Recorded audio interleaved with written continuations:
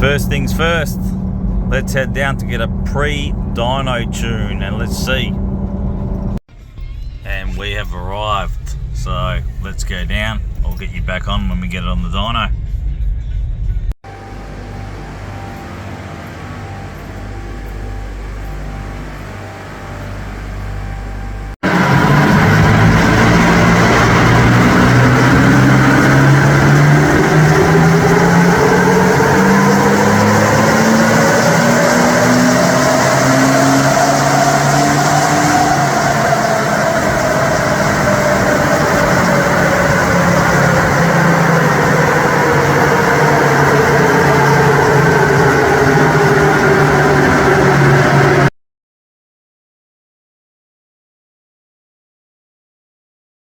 Alrighty, so day one of the transformation, this is what we're getting. There's our big blower kit, there's all the adapters, there's our cooler at the front. We're getting DBA T3s all around, DBA Street Performance pads.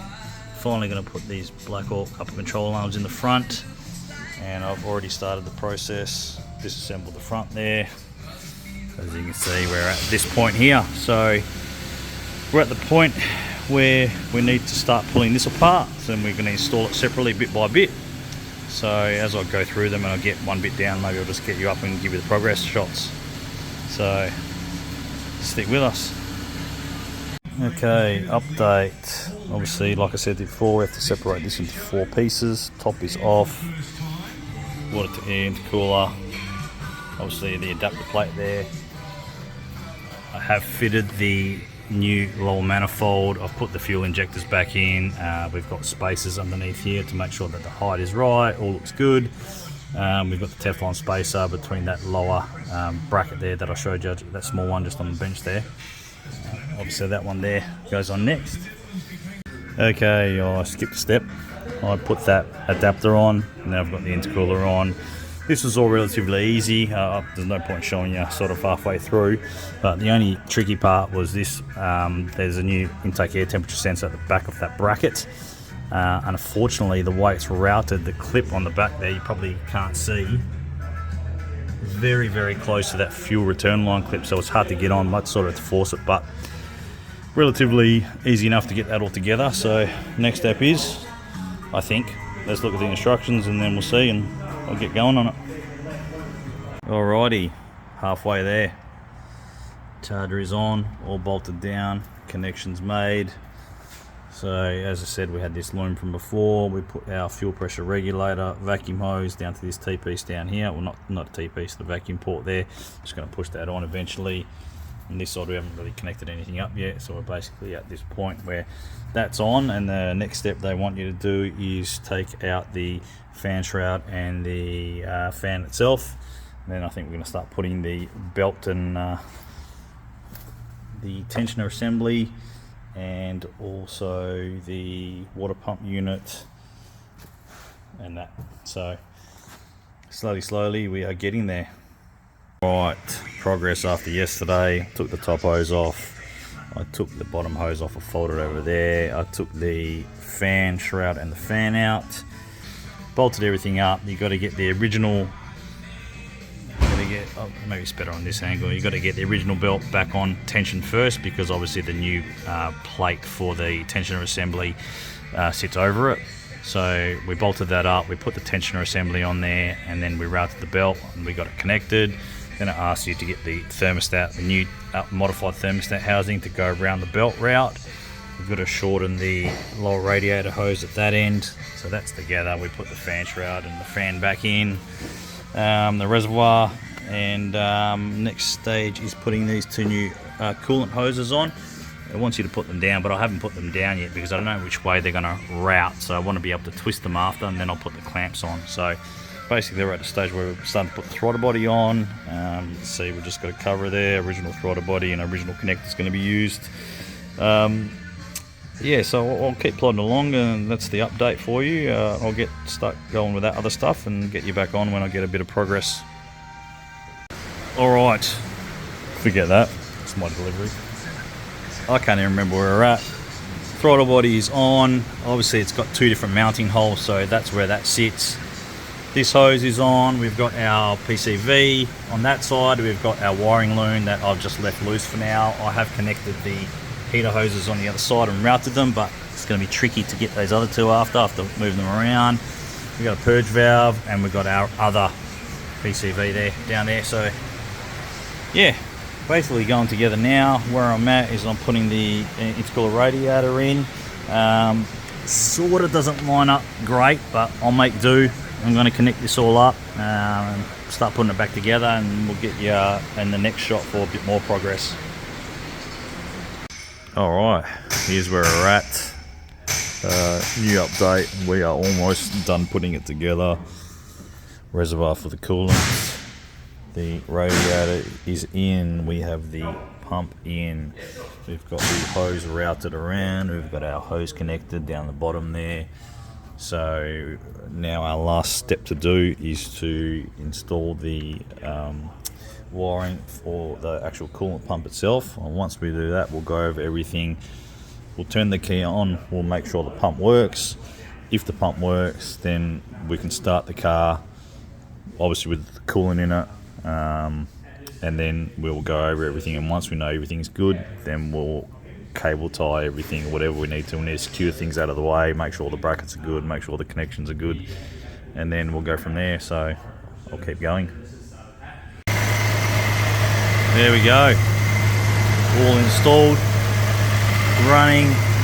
Bled that system up, bled the coolant up, just running good. It's not tuned yet, we're going to do the tune shortly. Just want to make sure it runs, everything's routed in the right spot. Then I'll turn it off, we'll pressure test it, make sure no leaks. We'll smoke test the intake system to make sure there's no vacuum leaks or boost leaks. And then we'll route everything correctly, we'll put everything away, and then once that's fine, we'll run it again, make sure all good. And then we will do the tune on it and then get some figures. So there we go, all done. So overall, kit went together relatively well. Would I say it's easy for a DIYer? Probably not. Bit of a masterpiece going on here with the way everything's machined and set up. So, and it looks relatively factory, to be honest with you. So I like it. Alright, we're all together completely. Things are routed, we're all together. So as I said to you before, whenever we would do this job, 100%, we're going to get the smoke tester on it, put it in the intake, make sure we've got no leaks from all the gaskets that we just fitted. But basically it's all together. As you can see, I've had the smoke tester on it, but I'll just show you how it works anyway. So we're just cracking the smoke up.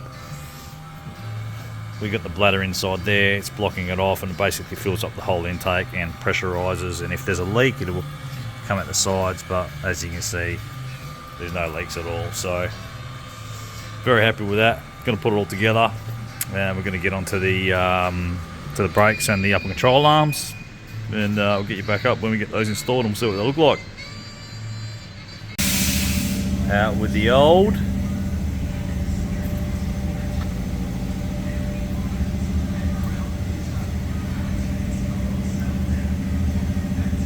And in with the new.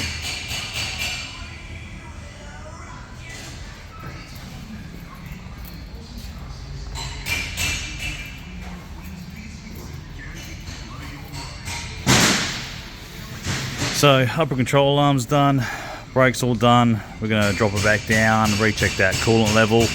Then we're going to get it on the alignment machine once we get past this big unit. It's got half the engine apart. We're going to get the caster camber and everything set up properly, and then we'll go for a little bit of a lap just around the block light throttle, just to make sure everything is good, and then we're going to work on the tune. So yeah, we'll keep you posted. Alrighty, the final tune's ready to go in, so I'm just going to upload this and we'll get these gauges on. I've got an AFR gauge and a boost gauge that we're going to stick on top of the steering wheel. So we'll get this tune up, we'll get those gauges in, and then we'll go for a drive and have a look.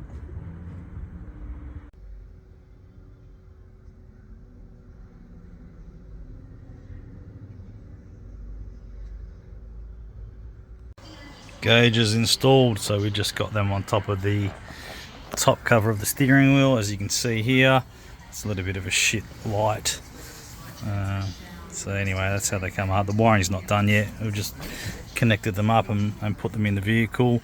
So we've got boost on the left, and we have air fuel ratio on the right. So I'll get the wiring connected up and then I'll show you what they look like with the key on. But I like it. It looks pretty good.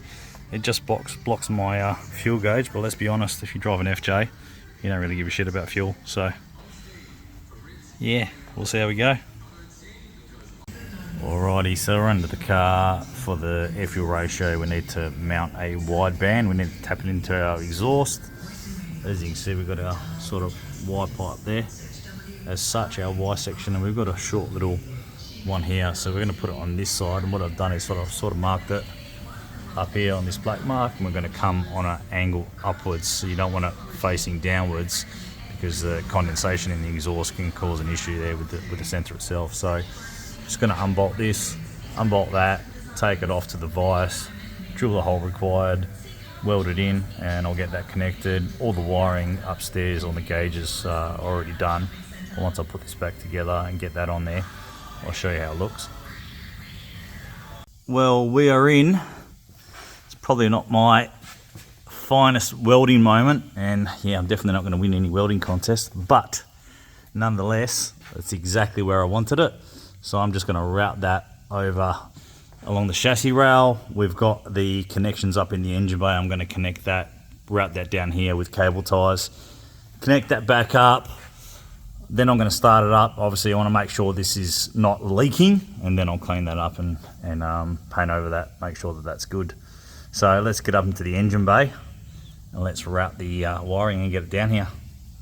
Alright, we're running, we're all connected. You can see we've got our wires for our gauges coming down here. I've cable tied it through all underneath, it's all connected.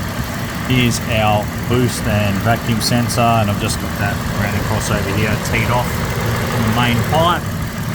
And I've just secured that there for now, it's not going anywhere. So I'll take you inside and show you what the gauges look like.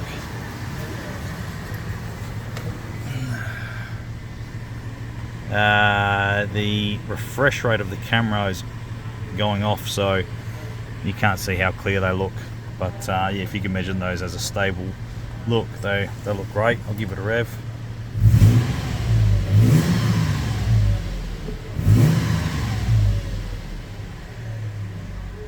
It's definitely not as good in live because it's flashing its head off, but what we're going to do is we're going to finalize this. We're going to go over 1000%. We're going to finish up a couple of things that we wanted to do before, brake fluid flush and the wheel alignment, and we're going to take for a drive with the tune in it, and then we're going to just tweak it first, and then I'll come back and I'll show you where we're at. Alrighty, aligner on. Here's the pre-alignment numbers, so we can see we've got our caster pretty close to that standard 3-ish mark. So let's just get it up in the air, do those adjustments, and let's see what we get it to.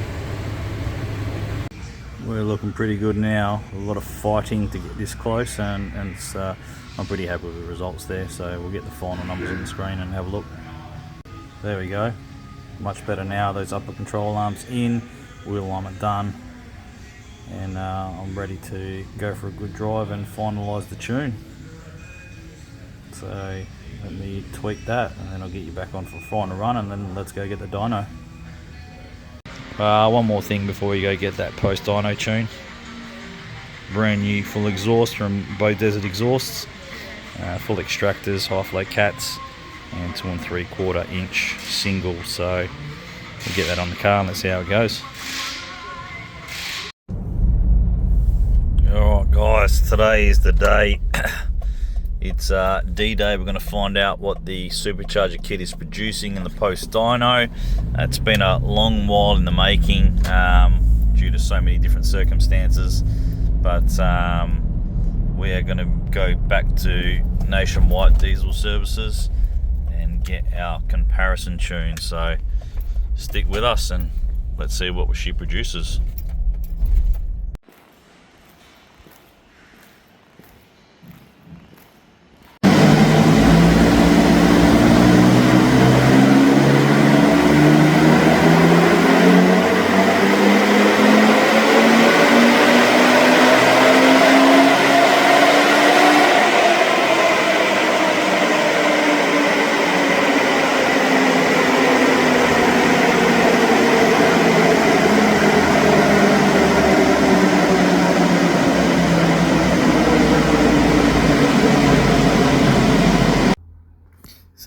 there we go, guys. That's all done. As you can see here, pretty good gains for roughly just over 6 psi. Air fuel ratio was great, and as you can see, we from the base number of 190 horsepower and 253 newton meters, we're now at 261 horsepower and 370 newton meters. Now, you know, those of you who look at dyno numbers might think these aren't massive numbers, and you know, it's not just about the numbers. It's a heavy car. It's a stock engine, absolutely zero mods to the engine at all. Literally just a bolt-on supercharger kit and 6 psi. Nice safe tune. And with that, 37%, addition in power, horsepower, and 46% to torque. So completely drives like an absolute different car, and what a great addition to the FJ Cruiser, because that's the one thing that lets it down. It's a little bit gutless overall, but really happy with that, and I can definitely recommend this kit. Would I say that a DIY could fit this kit? Possibly, if you had a lot of tools and you were handy with the tools. It's more, probably for a workshop. But obviously you got to get the tune done, and that's the biggest thing you want to get right to make sure that you're not going to blow the engine up. So thanks for watching, guys. I was really happy with this kit, and happy with Harrop. They were great to deal with. Thanks for watching.